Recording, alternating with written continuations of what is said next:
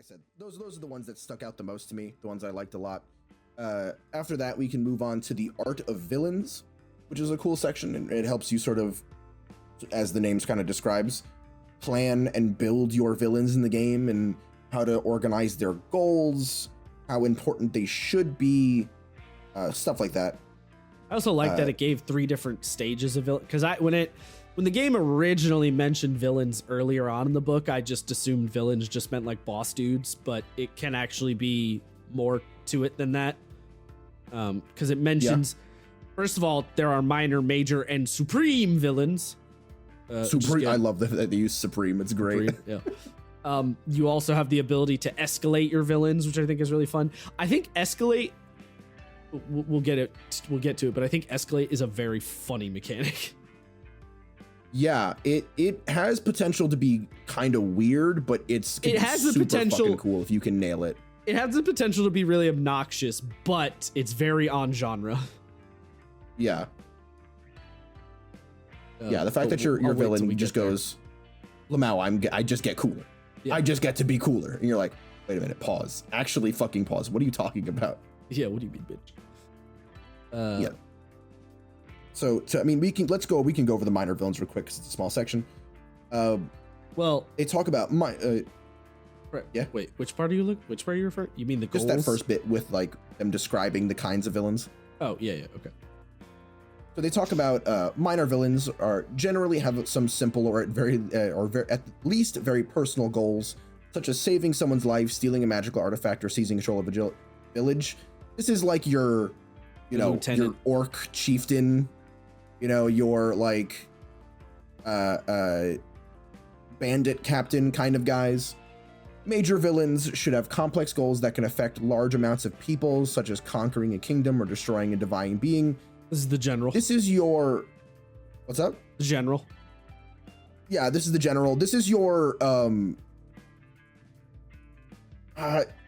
See, I didn't play Endwalker, so for me, this is like your Xenos. This is your Emmett Selk. I would say Xenos and Emmett fall under supreme villains. Do they? Okay, so yes. I guess a more accurate would be... Gaius. Gaius is a major. Or Gaius, yeah. Yeah, so they're they're the general, they're the evil king, for example.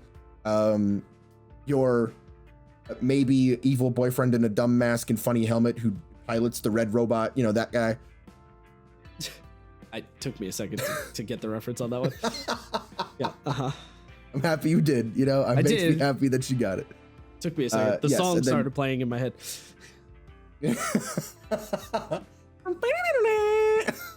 Yeah. Yes, sir. Oh my god! To anyone who knows who we're talking about, and you're not one of our friends specifically that I talk their heads off about all the time, please comment that.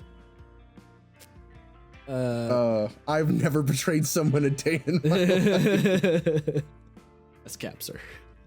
That is absolute fucking cap, sir. Quattro. Yes, and then you have your supreme villains who have goals that can affect the entire world or change the laws of reality, rewinding time, erasing soul energy, or even becoming a deity. This is your Sin, Jekt, it's Sephiroth. Vecna, fucking Sephiroth, yeah. Kefka. Sephiroth rewinds time, erases soul energy, and becomes a deity. He does all 3 of these things. He does, in fact, do he does all 3 of those things. That's kind of crazy. Yeah. Yeah. Sephiroth is that Kefka bitch. Also does those exact things. Yes, they are that bitch. Fucking Kefka also, or Sin does I guess Jekt does the exact same thing. I don't know about erasing soul energy, but yeah, kind of. He winds time forward. Yeah, well, so remember, Sin's whole thing is it devours souls. Oh, that's true. It does, yeah. Yeah. Good point. Yeah. Anytime you play a JRPG and they're like, yeah, we're going to kill God, that's your supreme villain. Yeah. That's usually your supreme villain. What's his name in Persona 5? Yaldabaoth? Yaldabaoth. Yeah. Yaldabaoth. Yeah. Yaldabaoth, the dork, the Gnostic god. Gnostic, capital God. Yeah. Oh. Yeah. I was explaining to Paladin how comically overpowered Joker is. In like the Persona canon, when Yaldabaoth's thing is like, I can't be hurt by any means necessary. And Joker basically goes, all right, cool. Well, since I'm the ultimate rebel, I just tell you that rule doesn't fucking work. Apply to Here's me. my gun. Yeah. And then literally he's like, oh no, he's got a gun. And then he gets shot and dies. Imagine pulling a Glock on God and being like, I know shit, that's crazy. That's a gun.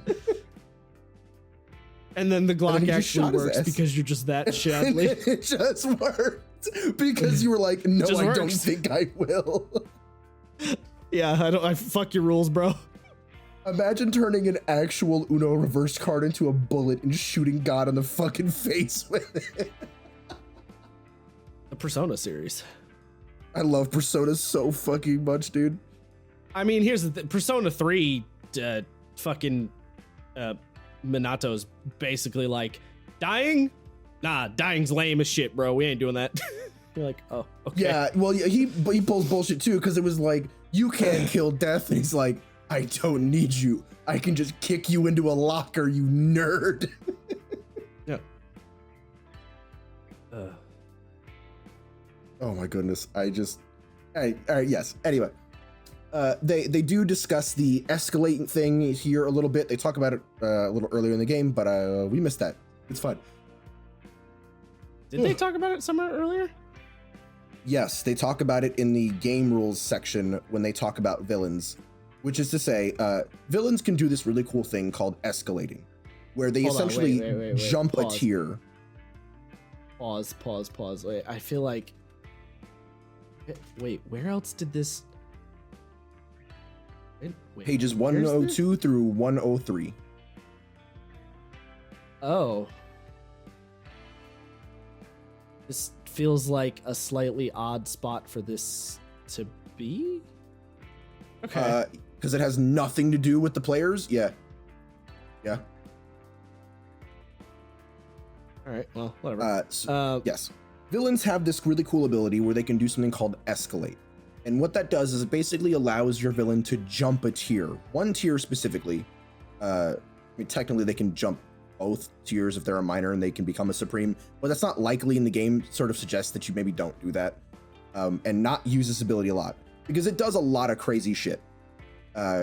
If a minor villain, for example, escalates to a major villain, they reset all of their Ultima points, which are the DM's version of Fabula points. They're the bad luck, make your rolls harder points. Kind of stuff.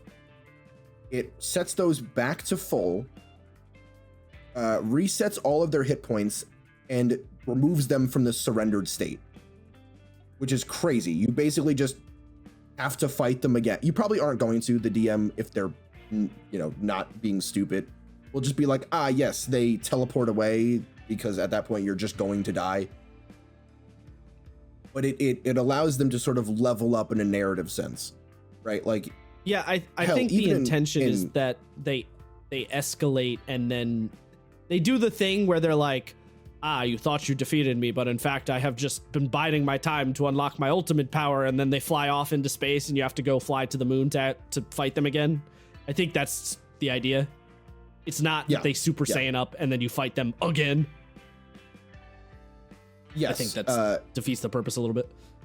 Well, it could be it could be the other one, right? It could be I think the best example of this is actually Resident Evil. Whenever you kick someone's ass in Resident Evil, they go, well, now I'm going to turn into a giant, hideous monster.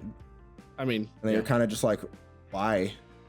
I just feel like that was, can you turn back, dog? And the answer's probably no. So, L's, but yeah. The answer is yes. The answer is basically always no. You're probably just clowning yourself, frankly, and get fucked, loser, I guess. I don't know. Does it say that they like fully heal and shit too when they escalate? They do, yes. Say that. Yeah. See.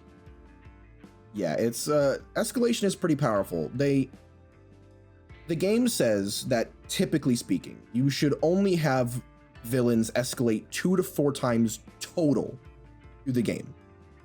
So that's not to have one villain escalate that many times, but maybe the, orc chieftain jumps into like a Mako reactor. I don't know why I put orcs and Mako in the same place. Whatever. They jump into the magical reactor and they get like kind of cooler. And now it's it's actually a 2-stage boss fight. And then you would probably save the rest for. I mean, it's Sephiroth, right? He's like, he's the super soldier who everyone thought was good, and then surprise, he's evil, and he's just like a really cool soldier. And then he keeps getting beefed up with weird alien shit. And then eventually he just becomes a weird giant angel man who's dropping meteors and throwing you into other dimensions. Yeah.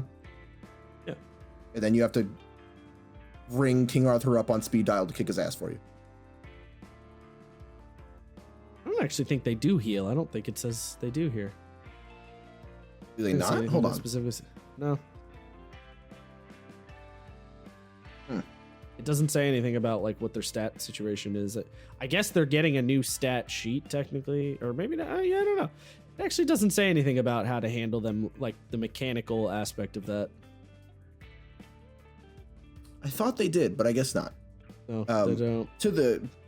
Back to the actual GM section with this. Let's see, what were they talking about? They sort of I was just gonna the thing, like, escalation's kind of a wild thing because it's like, we defeated the villain, and the villain's like, LOL, JK, no, you didn't.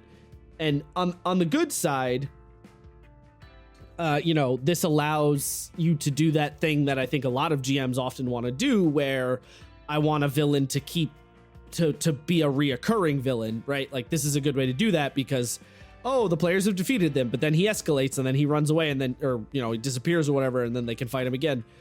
So that's kind of the beneficial aspect to it, in much the same way as when you're playing a video game and you like beat the boss and then they fuck off and they're like, we'll meet again, right? That whole shit. On the bad side, you could do the thing where, like, mechanically you're just a dickhead GM and every villain just escalates every single time to just bully your players. But this game is very much coming at... You could, but I do think... things that way. No, and the game specifically says don't do that. It says a GM don't could do always it. do it to be a dick, but the game does specifically point out that, like, thinking about it wrong if you do that. Well, the game says don't do it, and the game, I think, just in general is much more designed around the flow. Like, the game is more concerned with the flow of the fiction than it is the mechanical implications of something like that. Again, as opposed to a game like D&D, which is much more focused on the mechanical like an escalation ability in D&D. Well, actually, an escalation ability exists in D&D. It's called mythic encounters, right? I was gonna say the mythic phase, yeah. Yeah, like the mythic phase in D&D is essentially the same thing, but Fabula talks about it from a narrative standpoint and what it does for the fiction, whereas D&D is like, this is what this thing does mechanically. Also, if you want to tie it into the fiction, here's how you tie it into the fiction. Like, the fiction's an afterthought in D&D, whereas the fiction's the main focus in Fabula. So if you're coming at it from the D&D angle when it comes to escalations, it's like, yeah, you're doing it wrong. Yeah. After that, it does talk about some examples for escalation. Perhaps the young wizard minor villain suddenly realizes that he must steal magical energy from the entire country to revive a loved one. He will fail, likely due to the player's intervention. The desperate wizard seeks a way to merge with the entities of time and space, erasing reality and becoming a timeline that again will become a supreme villain. That's a wild jump. That's not even like... Yeah, it's like he wants to revive someone. I need to make a philosopher's stone and kill the entire city. I need to just rewrite reality. Like, damn, all right, bro. Yeah. And create a whole new timeline where my lover was never killed. That's a 14 thing. I feel like that's not a 14. That's a Final Fantasy thing for sure. I'm trying to remember who does that. I don't know, but I wouldn't be surprised. I think that's fucking Caius. I think it's Caius from 13. Caius Cassius. I didn't play 13. Shout out to you, Aster, for me watching you play that game for a while. I will say one thing I wish I wish the game gave a little bit of advice on how to handle the escalation, like narratively and or like narratively in the moment. So it says the young wizard realizes he must steal magical energy from an entire country to revive a loved one and then becomes a major villain. Okay. In the moment, the players fight the wizard, they beat him, you choose to do an escalation.